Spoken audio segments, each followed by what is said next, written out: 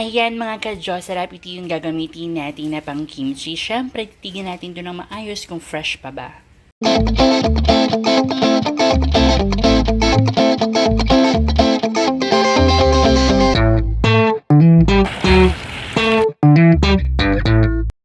Hi mga ka-Diyos, sarap. Ayan, so for today's menu, ang gagawin natin is low-carb kimchi diet. Yes, pwedeng-pwede po ito sa mga low-carb itong kimchi na gagawin natin. So stay tuned for more updates. Okay mga ka-Diyos, sarap. At ito na nga, nahiwa ko na yung isang Baguio Petchay natin. Hindi ko na sa inyo na ipakita kung paano ko hiniwa, pero sigurado naman ako na kayang-kaya nyo yan gawin. So ganito lang kaliliit yung mga hiwa natin yan. Tapos, ilalagay lang natin sa bowl mga ka-Diyos sarap. At ayan, ilalagay na natin sa bowl mga ka-Diyos sarap yung hiniwa natin dahil hihiwain pa natin yung isa. Okay? So, perfect na to. Actually, parang marami na yung isa pero bitin sa akin yan. At ayan, nahiwa na natin ng mabuti at ng maayos. Ganito lang kalalaki mga ka-Diyos sarap or depende ba sa inyo kung ano yung gusto nyong klaseng hiwa. Ayan, pagkatapos na nuhugasan natin yan. Ayan na nga mga ka-Diyos sarap, hinuhugasan ko na yung gagawin natin kimchi na Baguio Petchay. Siyempre, ang pinakapaghuhugas nito para talaga malinis na malinis yung kakainin natin is lalagyan natin siya ng asin. Hihimasin natin yan ng asin at pagkatapos ibababad natin ng 15 minutes to 10 minutes. Depende sa dami ng asin yan. Tapos lalagyan natin ng konting tubig. Pipiga-pigain lang natin ng bahagya yung kimchi natin sa may asin. Huwag naman yung masyadong pigang-pigang kasi baka madurog yung kimchi natin. At ayan mga ka-Diyos, sarap, nalagyan ko na siya ng asin. Lahat. Okay, so lahat hanggang ilalim is nalagyan ko na ng asin. So after nyan, maglalagay tayo ng konting tubig. Yan, nalagyan natin ng konting tubig. May asin na ito mga ka-Diyos, sarap ha. Yan. Parang yung asin yung pinanghugas natin. Yan, tapos maglalagay tayo ng tubig. Ayan. Maglalagay tayo ng tubig mga ka-Diyos, sarap. Tapos tatakpan natin to ng 5 minutes. Yan. Takpan natin ng 5 minutes hanggang sa mag-crunch siya yung ganyan. Mamaya. Okay, so takpan muna natin. Kailangan pala papatungan mo yan ng madiin mga ka-Diyos sarap. Ayan, nakadiin dapat siya. Ayan mga ka-Diyos sarap, hiniwa ko rin ng maliliit at maninipis itong luya natin. Kailangan talaga meron tayong luya para hindi rin naman tayo maumay mga ka-Diyos sarap. At kasama talaga yung luya doon sa ingredients. And maski hindi ka low carb, ayan, kasama yung luya. Hihiwain lang natin yan ng maninipis. Discarte nyo na kung paano yung mahihiwa ng maninipis. Medyo matrabaho lang talaga to, pero syempre kung gusto naman natin kumain, di ba, yung hindi natin nakakain na mga normal tulad dati, dahil nga low carbs na tayo, kailangan pagkatrabahuhan talaga nating magluto. Ayan, so hihiwain natin ito ng maninipis. Ayan, katulad itong nasa side. Ayan, maliliit, maninipis. Para pag kinain din natin, pag sinahog na siya sa kimchi is, hindi siya ganun kalaki. Okay? Ayan. Bango-bango mga ka-Diyos. Perfect na perfect talaga to para sa mga mahilig dyan mag-kimchi. At least, kahit low carb na kayo, natatry nyo pa rin mag-kimchi, di ba? So, ito yung mga ingredients natin na pwede at pasok na pasok sa mga low carbs at keto diet.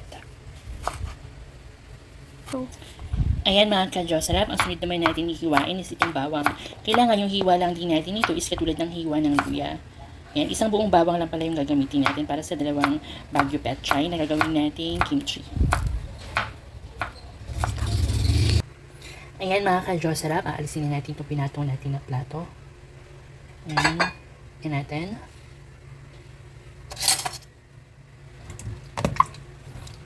Okay. So, make sure na malinis naman yung kamay natin. Kaya kakamayin na natin ito. Ayan. So, ito pwede na. Kailangan dyan ito siya ka-crunchy. Ayan mga ka-Diyos sarap. So, pwede na yan. Yung ginawa nating panghugas para talagang mahugas na hugas, maayos, at walang mga kung ano-anong charot-charot. Ayan, mga ka-Diyos sarap. May asin yung pinangbabad natin. Ayan, okay naman. So, it's time naman na ngayon na i-drain na natin mga ka-Diyos sarap. I-drain na natin. Ayan, kung nakikita nyo. Drain natin. Kailangan walang tubig na matitira. Para pag nahalo-halo na natin yung mga ingredients is hindi siya yung masabaw. Ayan mga ka-Diyos sarap. Kung kanina nakikita nyo, apaw na apaw siya. Medyo lumiit na. Ayan, medyo lumiit na siya. Okay, so, angat natin. Ayan. Kailangan wala talagang ano yan. tubig na matitira. Ayan. Patuluin natin. Kailangan tulong-tulo talaga yan mga ka-Diyos. Sarap. Okay, so set aside muna natin ito at gagawin natin yung sauce. Ayan mga ka-Diyos, sarap yung mga ingredients natin. Yan, syempre meron tayo ditong bawang. Yan, ito yung bawang, ito naman yung luya. Chinap na natin yan ng maliliit. Tapos ito yung parang pinaka magiging sauce din natin. Yan, maglalagay tayo nito. Yan, pang kimchi to. Tapos meron tayong chili powder. Depende na sa atin kung gaano karaming chili powder yung gagamitin natin. Meron tayong pamintang powder. Tapos meron tayong kalahati ng lemon. Ito yung gagamitin. I-squeeze natin to. Ang alisin yung buto. Tapos meron tayo ditong apple cider. At maglalagay ako ng konting olive oil mga ka-Diyos. Sarap. Ayan yung ingredients natin para sa keto diet na kimchi. Ayan, i-squeeze na natin itong lemon natin. Make sure na hindi kasama yung buto kapag ihahalo na natin ito sa, natin, kimchi mga ka-Diyos. Okay? So, perfect na perfect. Ang bango-bango. Okay? Ayan mga ka-Diyos, bubuksan na natin itong kimchi. Kimchi pepper paste. Yan. Depende sa inyo kung gaano kadami ha. Okay? Ayan. Okay? So, lagyan natin yan. Yan, nahaluan pa naman natin yan siya ng vinegar. Yan, at saka ng, yung vinegar natin, apple cider ha, baka makalimutan nyo. Okay? Tapos, ito yung apple cider natin. Yan mga ka-Diyos, sarap. Okay? So, ito tayo ng pangtakal. Ito yung pangtakal natin. Dalawang ganito mga ka-Diyos, sarap. Okay? 1 2 Okay? Tapos, lalagyan natin yan ng olive oil mga ka-Diyos. Ito naman yung olive oil natin. Okay? Lalagyan tayo ng olive oil. Ayan. Isang kutsarang olive oil mga ka-Diyos. Pagkatapos natin malagay yan, maglalagay tayo ng powder. Yung powder natin is depende naman sa inyo kung gaano karami yung gusto. Okay? Ito yung powder natin. And yung powder nito is spicy powder din siya. So, konti lang ilalagay ko dahil sobrang maanghang ito mga ka-Diyos. Pero depende na rin sa inyo kasi ayoko yung sobrang anghang. After nyan is maglalagay naman tayo ng paminta. Ito yung paminta natin, pamintang powder din. Okay? After nyan, i-mix muna natin mga ka-Diyos. Ayan, ang bango-bango mga ka-Diyos. Kung naaamoy nyo. Okay? Perfect na perfect. Actually, hindi ako maglalagay ng asukal. Dapat may konting sugar to. Pero dahil keto diet tayo, wala tayong ilalagay na sugar.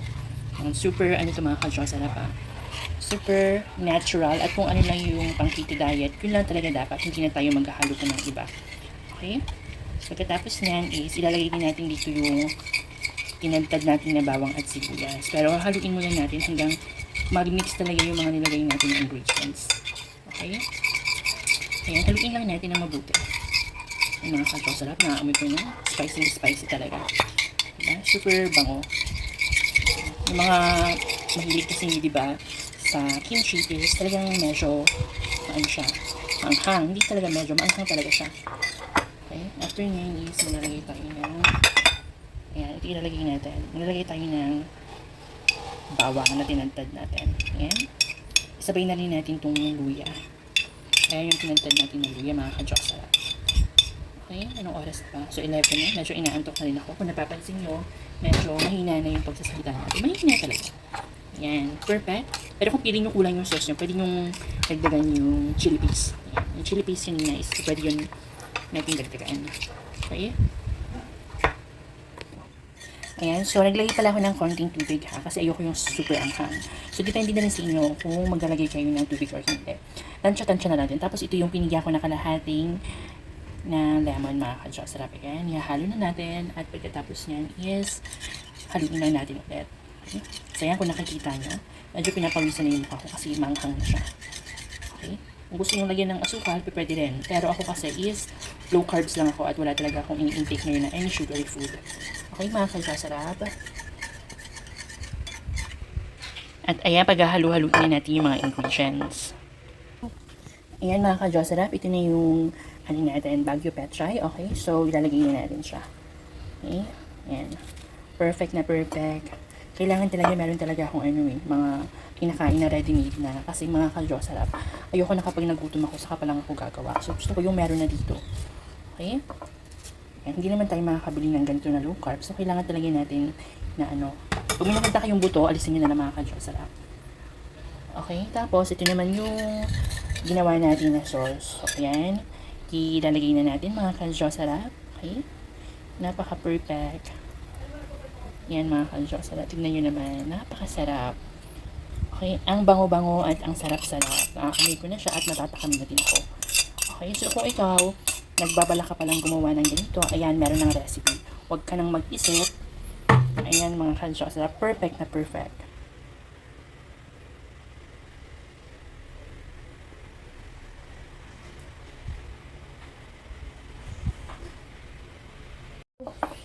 Ayan mga ka-Diyos sarap. Haluin na natin. Imimix na natin yung ginawa nating kimchi. Napakabango at napakasarap. Ayan. Diba? Actually, ito talaga mga ka-Diyos sarap. Inuulam ko ito dati pa, nung hindi pa ako nag-keto diet. Mahilig din talaga ako sa kimchi. Ayan. So, di ko rin in-expect na ngayon is gumagawa na ako ng kimchi. O, diba? Napakabango. Perfect na perfect. Masarap din to kapag meron kayong ano ba tawag dito? Pork chop. Ayan mga ka-Diyos sarap. Habang kumakain kayo ng kimchi, meron kayong pork chop. Hindi ba? Pero dapat, hindi yung mga taba, mga ka-Diyos sarap, ha? Ayan. Okay, so hanggang dito na lang. Don't forget to like and subscribe to my YouTube channel and don't forget to hit the notification bell para lagi kayong updated sa mga latest chika at ganap ko sa buhay. Bye for now. Take care, everyone. Salamat naman.